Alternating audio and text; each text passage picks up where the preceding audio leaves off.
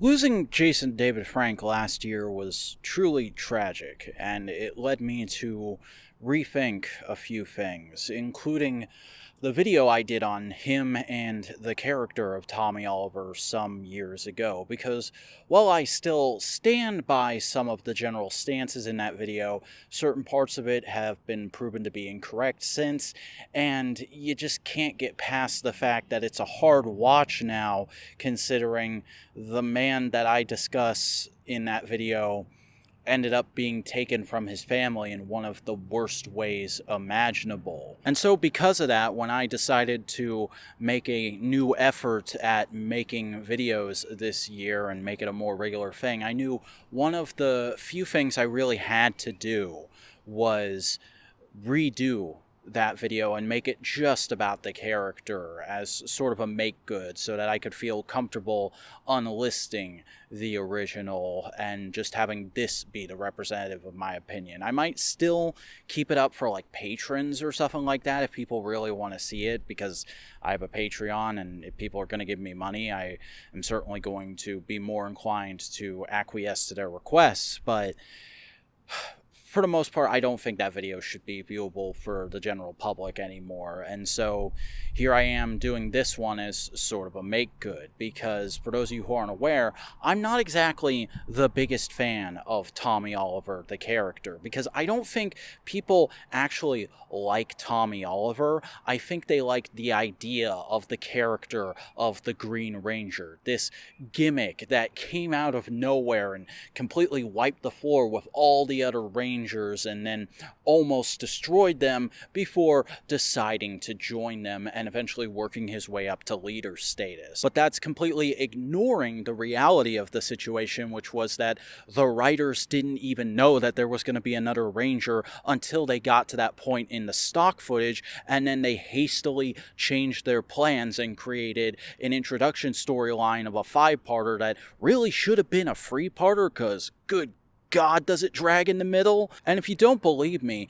just go and look at writer interviews, or even watch early episodes of the show before they got to the Green Ranger part of the stock footage, because you can see them seeding a Kimberly and Jason romance over the Tommy and Kimberly romance that would eventually happen and become an iconic part of the show to people who never watched Beyond Mighty Morphin. But nevertheless, the Green Ranger and Tommy Oliver as a character became a bit of a cultural icon, and so he had to stick around the show for as long as they felt was necessary, which is why eventually he got his turn as the White Ranger and Zeo Ranger 5 and the Red Turbo Ranger, becoming the leader of the team, because once again, forces out of the writer's control forced them to alter plans. Austin St. John, along with Twee Trang and Walter Jones, walked off the set, and so, well, you can't really make stories about your leader of the team until you get a new character in the Red Ranger suit. So in the meantime,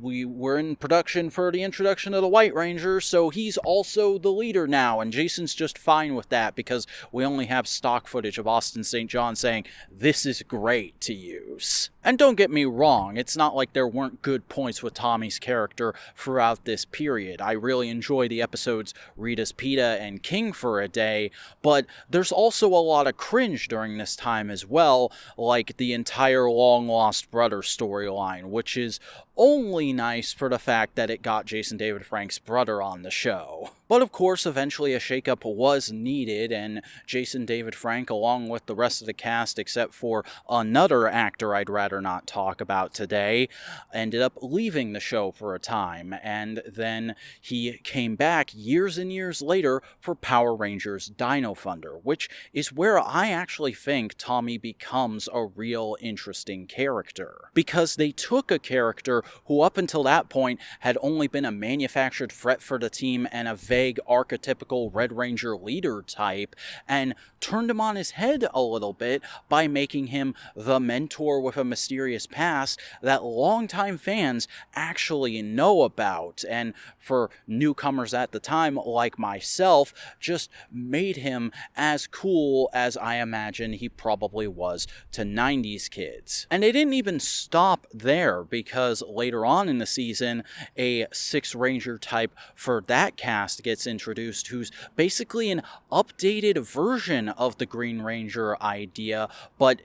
that one actually delivers on the promise of the original and becomes a threat to Tommy himself, taking him down a peg and trapping him in amber, which starts a whole arc for the character, eventually leading to him going into a coma where he fights all his past powers in an effort to prove his own worthiness to even be alive, with that all sort of serving as a meta-commentary on the fact that Tommy Oliver as a character really hadn't done much up until Dino Thunder except for be a Power Ranger, and he needed to get back to being an actually multifaceted person that he probably was before Rita scooped him up, and try to find balance in his life between being a Power Ranger, a teacher, and whatever else he wanted to be. And though it's never explicitly stated beyond that point, I choose to believe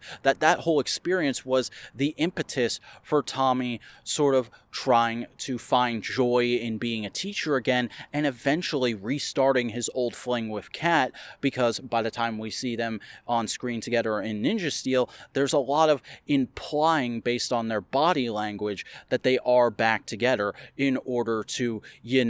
make sure that the future from A Season to Remember actually happens. Oh, and there's the fact that Tommy has a kid in that episode, like he does in the comics with Kat. So Tommy Kimberly shippers, fucking beat that in the comments down below. Leave a comment, like, subscribe, ring the bell, all the YouTube things if you disagree with me on Tommy Oliver. But of course, that wasn't the end for Jason David Frank portraying Tommy, because he did come back a couple times during the Neo Saban era, and I was always a little bit annoyed by the way he was handled during that time, because he just shows up in the last episode of Super Mega Force and has Saba and the Green Ranger powers again with no explanation to act as a Deus Ex Machina when the team really didn't even need it, because they kind of just walked through the Empire in the last episode, and then they only had a ton of foot soldiers to beat, and they walk through a ton of foot soldiers on a weekly basis, so why did the legendary battle even need... Oh god, I can't go back. I'm not going back. We're not doing Megaforce Sucks again. No. Fuck. Shit. Oh my god. And then, of course, there was his final appearance on screen as Tommy Oliver in Ninja Steel, which, despite that episode being way more Tommy-focused than it needed to be, I do like as kind of a nostalgic romp, even though the critical thinking part of my brain just looks at the Master Morpher, which is supposed to be an explanation for how he got his powers back, and just goes, well, this only gives us more questions like who the heck made this thing and how, and it's really just a mechanism for cheap nostalgia pops, so what the heck? And I suppose just for the sake of being all-encompassing, I could mention the handful of times Jason David Frank actually portrayed Lord Draken, once in the live-action Shattered Grid trailer, which was wonderful, and once in the only episode of Power Rangers Hyperforce I can actually sit through all the way, which, again, was wonderful. It was actually really surprising at the time to see the range JDF had in playing an evil version of Tommy, and if anything about lost potential with the character,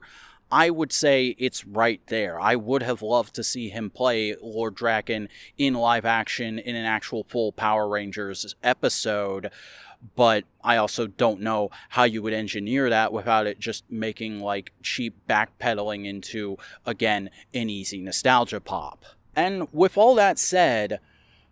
Even though I'm not the biggest fan, and he's far from my favorite Ranger, I do think the character of Tommy Oliver is an interesting one to look at, and I do enjoy going back and looking upon his appearances and on Frank's performance. But I can't exactly say I'm looking forward to Legend of the White Dragon beyond the fact that it's going to be Jason David Frank's last performance as a Tommy Oliver-like character.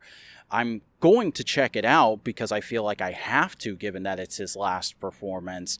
but I'm not exactly going to say that it should be PR canon because of that, or that Hasbro should have been nicer to him and let him do something like that, or like the live-action adaptation of Soul of the Dragon that he kept asking for, because honestly, while I do like Soul of the Dragon, and I think it's a good send-off for Tommy as a character, I don't feel like it needed an adaptation, or like it would have even really worked as an adaptation. And just looking at the trailer for Legend of the White Dragon, I'm not super optimistic because, well, it looks like every Bat in the Sun fan film. Just that. A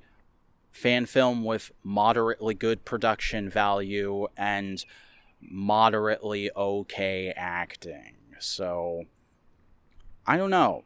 I wanted to leave this video off in kind of an optimistic place, and that's why I filmed in a nice kind of bright, sunny, green place with birds chirping in the background and everything, but I can't help but feel melancholy, because I'm talking about the history of a character that is never going to get the proper send-off its actor wanted because that actor is no longer with us for reasons we'll probably never know. And so all I can say is Tommy Oliver is what it is, an important part of the Power Rangers franchise that's interesting to look at from a historical perspective for me, and certainly does mean a lot to a lot of people, just like Jason David Frank meant a lot to his friends and family, and you probably mean to your friends and family. And so that's why, as the Vacuuminator, I have to remind you that you never fail until you stop trying. So don't stop trying. Don't give up. Don't throw your life away because things seem hard. If you're feeling down, if you're feeling out, reach out and talk to somebody, even if it's a stranger. Everybody has hard days, and everybody just needs to be talked off that ledge. So, I hope if you're struggling and you're out there, you get the chance to be talked off the ledge. And there's really nothing else I can say. So, stay safe, know that you are valid and that you matter, and until next time.